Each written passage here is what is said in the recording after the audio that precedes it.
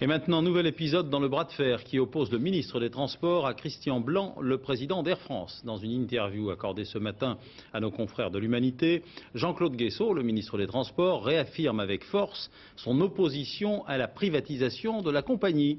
Les deux hommes se sont vus cet après-midi. Ambiance, le reportage est signé Hervé Gotcho et Marc Doux pour les images. La poignée de main de deux boxeurs sur un ring.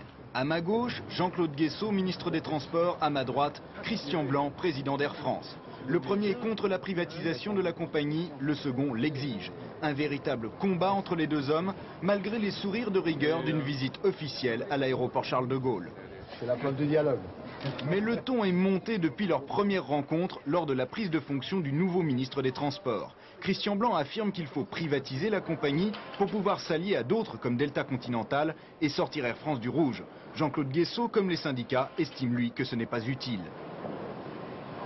J'ai dit que je n'étais pas pour le statu quo ni pour la privatisation. Je crois qu'à partir de là, dans le cadre d'entreprise publique, il y a beaucoup à faire pour que l'entreprise se développe, rayonne au plan national et au plan international. Je suis conscient que dans une entreprise privée ou publique, l'actionnaire arrête la stratégie, nous en tirerons les conséquences. Vous n'avez pas l'impression qu'aujourd'hui, finalement, on joue un petit peu, le ministre joue un petit peu la carte des syndicats contre la direction? Je n'ai aucune impression. Et pourtant, les syndicats, Jean-Claude Guesseau est en ce moment même en train de les rencontrer. Tous sont opposés à la privatisation, même le puissant syndicat des pilotes de ligne, pourtant assez modéré sur cette question. Pour nous, si nous sommes neutres sur le principe de la privatisation, nous sommes catégoriques en ce qui concerne le moment.